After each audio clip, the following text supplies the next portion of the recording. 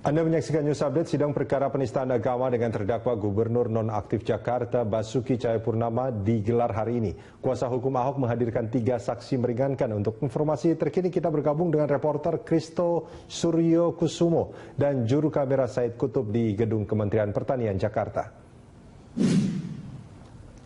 Kristo, siapa saja saksi yang telah menyampaikan kesaksiannya hari ini? Ya, baik Rudi, untuk sidang ke-15 dari kasus penistaan agama ini sudah dimulai sejak 30 menit yang lalu. Dan untuk saksi pertama yang memberikan kesaksian hari ini adalah Profesor Dr. Rahayu Sutiarti yang juga merupakan ahli bahasa dari Universitas Indonesia. Dan juga Profesor Rahayu Sutiarti ini juga merupakan guru besar linguistik dari Fakultas Ilmu Budaya Universitas Indonesia. Dan sebelumnya Gubernur DKI Jakarta Nonaktif Basuki Cahayapurnama atau Ahok mengaku tidak punya persiapan khusus untuk menghadapi sidang kasus dugaan penodaan agama ini. Dan dapat kami juga sampaikan perkembangan terkini dari sidang kasus penistaan agama ini, bahwa tadi sebelum sidang dimulai sempat terjadi percakapan antara tim kuasa hukum Ahok dengan majelis hakim, karena tim kuasa hukum Ahok ini berencana untuk menambah saksi sebanyak 15 orang lagi untuk meringankan Basuki Cahayapurnama. Namun untuk penambahan saksi yang berjumlah 15 orang ini masih dalam tahap pembicaraan dengan majelis hakim. Dan untuk dari Profesor Dr. Rahayu Sutiarti ini sendiri memang belum memberikan keterangan-keterangan yang diperlukan, namun dapat diberitakan bahwa Profesor Dr. Rahayu Sutiarti ini memang menilai bahwa dari segi bahasa atau yang dikeluarkan dari bahasa yang dikeluarkan oleh Basuki Cahayapurnama saat pidatonya di Kepulauan Seribu ini tidak menimbulkan atau tidak mencerminkan adanya penistaan agama dalam pidatonya Ahok yang dilangsungkan di Kepulauan Pramuka di Kepulauan Seribu. Rudi. Ya, apakah kuasa hukum telah menyampaikan pernyataan soal sidang hari ini? Ya, Rudi, dari sisi pidana tidak memenuhi unsur, namun kuasa hukum menyatakan bahwa kita harus mengikuti jalannya persidangan dengan lengkap, dan juga dan kuasa hukum juga mengingatkan bahwa keadilan dalam persidangan ini tidak dapat dipengaruhi dengan intervensi massa. Dan dalam persidangan kali ini juga ada 3 ahli yang memberikan keterangan untuk meringankan Ahok. Dan juga dalam persidangan hari ini dihadirkan juga Kiai Haji Ahmad Isomuddin yang merupakan ahli agama Islam yang juga menjabat sebagai Rais Syuriah Pengurus Besar Nahdlatul Ulama atau PBNU DKI Jakarta. Dan juga Kiai Haji Ahmad Isomuddin ini juga merupakan dosen dari Fakultas Syariah IAIN Raden Intan Lampung. Dan terakhir adalah Jisman Samosir yang akan menjadi saksi dari ahli hukum pidana. Dan Jisman Samosir ini juga merupakan dosen dari Fakultas Hukum Universitas Katolik Parahyangan Bandung. Dan sebelumnya tim kuasa hukum Ahok juga telah menghadirkan salah satu saksi ahli lainnya, yaitu dari Fakultas Hukum Universitas Gadjah Mada, Edward Omar Syarif Hirai. Dan pemirsa, berikut pernyataan tim kuasa hukum terdakwa. Ahli ini akan mengupas habis secara teoritis, ya, berdasarkan keahliannya maupun teori yang dialami, bahwa apa yang dilakukan Pak Basuki Cahayapurnama itu sebenarnya dari sisi hukum pidana tidak memenuhi unsur. Tetapi nanti ahli yang akan menjelaskan secara detail, karena biar persidangan nanti terungkap menjadi terang, jelas, dan secara hukum maupun teori-teori apa yang selama ini disangkakan atau dituduhkan oleh masyarakat yang tidak suka dengan Basuki Cahayapurnama ini akan terungkap bagaimana sebenarnya. Kemudian keadilan itu tidak bisa karena adanya paksaan atau tekanan massa. Semuanya akan dilihat daripada proses persidangan ini. Dan ahli ini nanti akan menjelaskan secara detail, secara rinci dari kata-kata maupun perbuatan yang dilakukan, bahwa itu adalah bukan merupakan suatu tindak pidana. Itu intinya seperti itu, ya. Ya, sekian dulu yang dapat saya sampaikan dari Kementerian Pertanian. Kembali ke Anda. Baik, terima kasih Kristo Suryo Kusumo dan juru kamera Said Kutub langsung dari Gedung Kementerian Pertanian Jakarta. Anda menyaksikan Breaking News Metro TV bersama saya Robert Haryanto. Kami akan memberikan informasi terkini mengenai jalannya sidang kasus dugaan penodaan agama dengan terdakwa Basuki Cahayapurnama yang akan memasuki sidang ke-15 pada hari ini akan digelar di Auditorium Gedung Kementerian Pertanian di kawasan Ragunan, Jakarta Selatan. Saat ini tim pengawalan dari kepolisian sedang mengawal Basuki Cahayapurnama untuk sampai ke sidang, kemudian mengikuti sidang yang dijadwalkan akan dimulai pada pukul 9 pagi. Anda dapat saksikan bahwa saat ini kepolisian mengawal Basuki Cahayapurnama melewati tol hingga nantinya sampai ke wilayah Ragunan, Jakarta Selatan. Agenda sidang pada hari ini adalah mendengarkan saksi yang meringankan yang dihadirkan oleh tim kuasa hukum, di mana ada 3 saksi yang dihadirkan pada hari ini. Di antaranya adalah seluruhnya adalah ahli yang dihadirkan. Di antaranya adalah Rais Surya PBNU, Kiai Haji Ahmad Isomuddin, Guru Besar Linguistik Fakultas Ilmu Budaya Universitas Indonesia, Rahayu Surtiati, dan juga dosen Fakultas Hukum Universitas Katolik Parahyangan, Jisman Samosir. Dan sekarang kami akan mengajakkan untuk langsung mengikuti konferensi pers yang digelar oleh tim kuasa hukum Basuki Cahayapurnama. Contohnya saksi Bambang Waluyo Wahab. Pak Waluyo itu menyaksikan bagaimana masyarakat bertepuk tangan, tertawa, senang, bahkan menyiapkan hidangan khusus berupa suku. Tidak hanya itu, ada yang menyatakan bahwa jika saja masyarakat di sini marah dengan kehadiran Pak Basuki, pasti kalian nggak bisa pulang. Nggak selamatlah kalian pulang kalau masyarakat ini marah. Nyatanya apa? Masyarakat menyambut dengan baik. Sampai kedatangan kedua. Sampai kedatangan kedua, lalu yang paling akhir dibuktikan dengan kemenangan. Saat pemilu kada. Ketika pemilu kada. Pemilu kada, Pak Basuki menang mutlak di sana. Nah kalau begitu kesimpulannya apa? Pak Basuki tidak ada melakukan penodaan sekecil apapun. Tidak ada unsur sengaja, tidak ada niat, dan perilakunya sehari-hari menunjukkan bagaimana simpatinya pada umat muslim terhadap ajaran Islam. Bahkan saudaranya pun banyak yang muslim. Kira-kira itu yang bisa saya saksi hari Pak, untuk ahli hari ini kan ada ahli agama Islam juga. Saya ingat sekali waktu itu sempat Pak Hamre juga menyatakan bahwa untuk ahli agama Islam ini nanti akan dikonfrontir dengan ahli agama Islam yang akan dihadirkan oleh pihak. Jadi begini, memang ahli yang akan hadir dari agama, yaitu agama Islam, ini yang pertama kali hari ini, yaitu Kiai Haji Ahmad Isomuddin, ya. Beliau ini juga bukan orang sembarangan. Beliau ini selain juga dapat mengajar di UIN di Lampung, tapi punya kedudukan yang sangat tinggi di PBNU, yaitu sebagai Rais Syuriah, ya, PBNU begitu. Akan sangat menarik nanti apa yang dikemukakan oleh Kiai Haji Isomuddin ini, yang berkaitan tentu dengan penafsiran surat Al-Maidah ayat 51. Ya, apakah surat Al-Maidah ayat 51 ini berarti pemimpin atau bukan? Apakah memang benar ya tidak diperbolehkan Nasrani dan Yahudi untuk menjadi pemimpin di pemerintahan? Ya, nanti beliau akan jelaskan. Tapi dan di samping itu juga yang penting adalah pertanyaannya, apakah dengan pidato Pak Ahok ya tanggal 27 September ya 2016 di Pulau Seribu itu ada penistaan atau penodaan agama atau tidak? Apakah di situ kata orang bisa berarti juga ulama, ya? Nah, beliau yang akan menjelaskan. Nah, karena beliau ini ahli agama dari kita, tentunya yang punya prinsip bahwa keterangan yang beliau sampaikan itu jelas keterangan yang akan katakanlah yang terbaik untuk Pak Ahok, ya. Nah, jadi dalam hal ini ya tentu nanti kita akan lihat keterangannya seperti apa, tetapi yang jelas bahwa ya beliau itu punya posisi yang cukup terhormat ya dari PBNU juga ya untuk menjelaskan segala sesuatu, dan bahkan berkaitan juga apa yang disampaikan Gus Dur tahun 2007 di Bangka Belitung, itu beliau akan terkonfirmasi juga pada saat beliau nanti memberikan keterangannya. Untuk kedua ahli lainnya, ahli bahasa ada bagian lain ya Pak Edi yang akan jelaskan ya. Soal ahli agama tadi, selain tadi menjelaskan soal bolehkah memilih pemimpin non muslim atau tidak, soal adanya unsur penodaan agama atau tidak dalam kalimat Al-Maidah itu juga apakah akan disinggung? Justru itu yang paling penting. Ya, justru itu yang paling penting ditanyakan nanti kepada ahli ini, dan beliau akan menjawab secara tegas.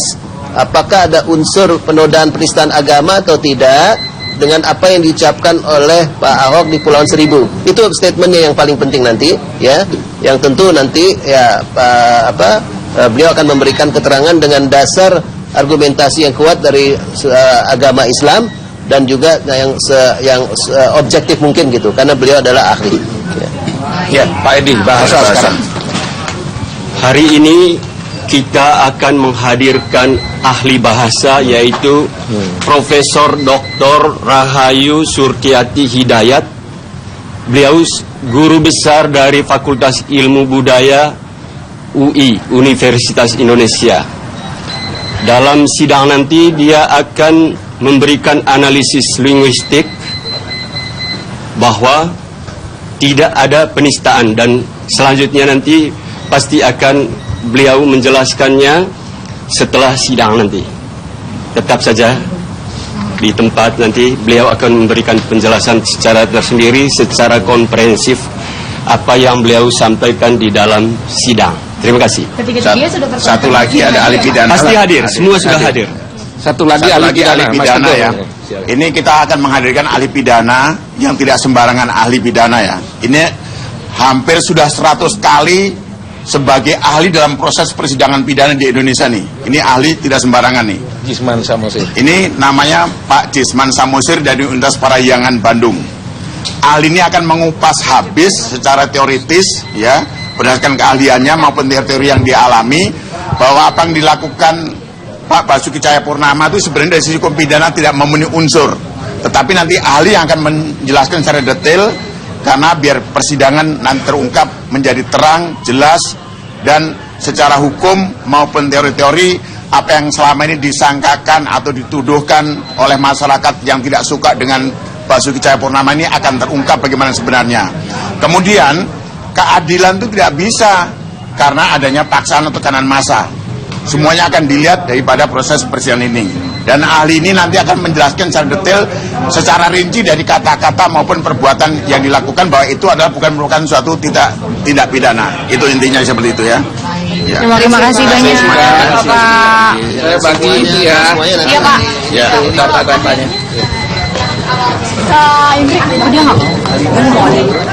Itu adalah statement yang dikatakan oleh tim kuasa hukum dari Basuki Cahayapurnama, di mana kali ini tim kuasa hukum mempunyai strategi yang berbeda. Mereka mengundang dari seluruh ahli yang hadir pada hari ini. Ada 3 ahli, yaitu ahli agama, ahli bahasa, dan juga ahli hukum pidana. Dan tidak ada satupun saksi fakta yang dihadirkan oleh tim kuasa hukum pada persidangan kali ini. Mereka hanya memanfaatkan 2 kali sidang untuk dapat memberikan saksi di sidang ke-13 dan juga 14, diantaranya memberikan saksi fakta, yaitu pribadi-pribadi yang mengenal keseharian dari Basuki Cahayapurnama. Untuk membahas lebih dalam mengenai hal ini, saya sudah bergabung bersama dengan pakar hukum pidana, yaitu Pak Abdul Fikar. Selamat pagi Pak Fikar. Selamat pagi Mas. Ya Pak Fikar, kalau kita lihat ya, tim kuasa hukum tidak banyak memberikan saksi fakta. Tapi mereka langsung memberikan ahli pada hari ini. Mereka hanya mempunyai kesempatan 2 sidang, mempergunakan kesempatan 2 sidang untuk dapat memberikan saksi-saksi yang mengenal keseharian Ahok. Kalau dilihat apa yang ingin dicapai dalam sidang kali ini? Yang pertama, melihat dari tuduhannya, kalau dikaitkan dengan fakta ya, kalau tindak pidana lain umpamanya pembunuhan atau penganiayaan, kan akan memperkuat terjadinya perbuatan itu. Dan perbuatan itu bisa kabur karena cuaca, karena banyaknya orang dan sebagainya. Tapi kalau fakta ini, yang fakta yang dilakukan Pak Ahok kan sulit juga dibantah, gitu ya kan? Hampir semua orang bilang ada fakta itu, ya kan? Fakta bahwa Pak Ahok berpidato, ya, fakta bahwa ada kalimat-kalimat yang kemudian ditafsirkan sebagai penodaan agama, penistaan agama, ada itu, ya kan? Artinya kejadiannya ada. Dan karena itu saya kira strateginya penasihat hukum ini kelihatannya main di wilayah tafsirnya, penafsirannya. Nah, apakah perbuatan itu bisa ditafsirkan sebagai penistaan atau tidak? Nah, sepertinya di situ. Ya, sepertinya main di situ. Nah, kalau lihat saksi yang akan dimajukan hari ini, umpamanya ada saksi agama, kemudian ada saksi bahasa dan saksi hukum, ya, dari bidang hukum. Saya kira itu juga akan dia mencoba membantah apa yang sudah dibuktikan oleh kejaksaan. Oke, kalau kita lihat di sini ada 3 saksi dari berbagai latar belakang, yaitu saksi agama, maksud saya ahli agama, ahli bahasa dan juga ahli hukum. Nah, bagaimana urutan yang sebenarnya dapat membuat satu kesimpulan yang dapat meyakinkan hakim bahwa ini adalah perbuatan yang tidak melanggar undang-undang? Ya, kalau saya begini, mestinya ya dilihat dulu yang paling relevan kalau saya adalah saksi hukum pidana, ya. Karena apa? Karena yang akan dibuktikan adalah kalimat-kalimat di dalam satu undang-undang, ya, atau undang-undang KUHP dalam hal ini, ya. Karena itu tafsir yang menurut pidana ini menjadi sangat penting. Berarti itu harus urutan pertama? Mestinya begitu. Ya. Lebih meyakinkan di urutan pertama?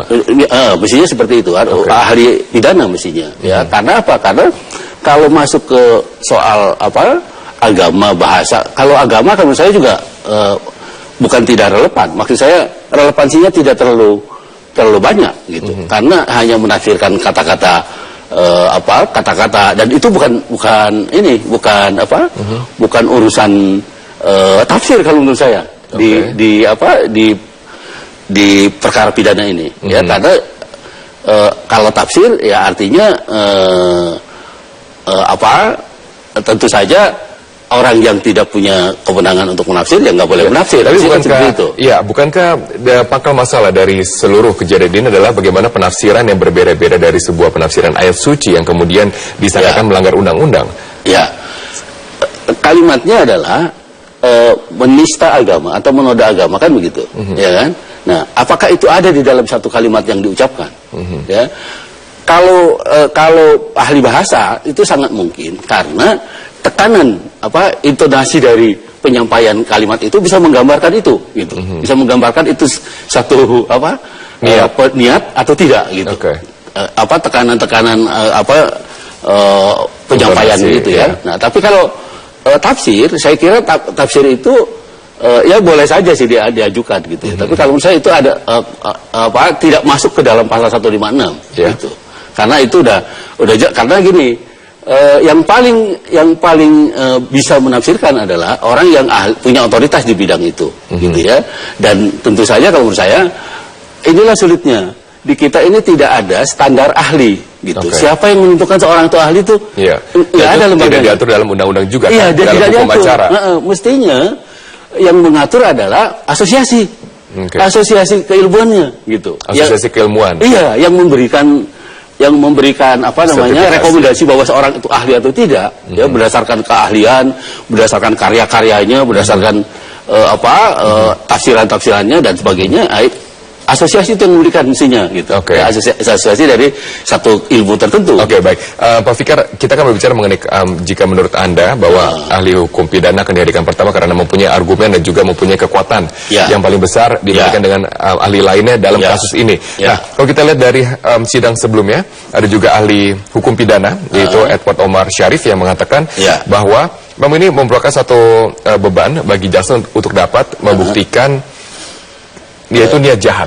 Tidak hanya kesengajaan dalam berucap, tapi niat jahat dalam 156 huruf A KUHP. Nah, kalau Anda lihat seberapa sulitnya dari tim kuasa hukum untuk dapat membuktikan bahwa tidak ada niat jahat dalam hal ini. Nomor satu saya ingin mengkritisi dulu apa yang dikemukakan oleh Edi Haris, ya. Pada sidang-sidang yang lalu, kalau nggak salah kasusnya Jessica, ya, Pak Edi Haris ini malah menyatakan niat itu tidak perlu dibuktikan, ya. Artinya ada inkonsistensi kalau menurut saya. Karena apa? Karena sebenarnya niat itu bisa tercermin dari soal kesengajaan itu, pembuktian kesengajaan. Gitu. Kalau seseorang sengaja melakukan sesuatu, pasti di dalamnya sudah ada niatnya, gitu. Kalau saya pendapat saya begitu. Berarti kesengajaan dengan niat jahat tidak bisa dipisahkan. Kalau saya tidak bisa dipisahkan. Karena melekat di situ, gitu. Ya, ketika dia seseorang sengaja melakukan sesuatu, mesti itu ada niatnya. Apakah niatnya itu umpamanya melakukan tindak pidana, apakah niatnya dia mendapat uang karena dibayar orang lain, umpamanya. Udah ada niatnya di sana, gitu. Sehingga dia melakukan secara sengaja, gitu. Tapi ketika dia harus dipisahkan seperti itu, itu tadi saya bilang ada inkonsistensi pendapat dari. Tapi apakah jika disengaja diucapkan, tetapi apakah mempunyai niat, tapi niatnya apakah buruk atau niatnya apakah baik? Karena dari tim kuasa hukum juga menyajikan saksi-saksi fakta yang menyatakan bahwa ini adalah kalimat yang terucap dengan pengalaman yang sudah terjadi sejak Pilgub Bangka Belitung 2007. Jadi ada pengalaman-pengalaman yang kemudian membawa seorang terdakwa Basuki Cahayapurnama menyatakan kalimat-kalimat dengan mengutip ayat suci. Kalau buku itu, kalau menurut saya sejelek apapun buku atau itu kajian ilmiah, ya kajian artinya kalaupun mau ditandingi harus dengan kajian lagi gitu. Dan itu debatnya debat intelektual berarti kan begitu. Nah, ketika kita debatnya masuk ke dalam dunia yang praktis, maka sesuatu yang menurut kajian ilmiah itu benar gitu ya, belum tentu bisa dipaksakan kebenarannya di dalam kehidupan sehari-hari gitu. Karena ada banyak faktor, ada banyak orang, ada banyak kelompok, ada banyak kepentingan gitu. Artinya ketika kita mengucapkan sesuatu ya, bisa lain tafsirnya, masing-masing kepentingan ini bisa lain gitu. Dan itu karena itu kemudian belum tentu benar gitu ketika kajian ilmiah itu dibawa ke kehidupan sehari-hari umpamanya.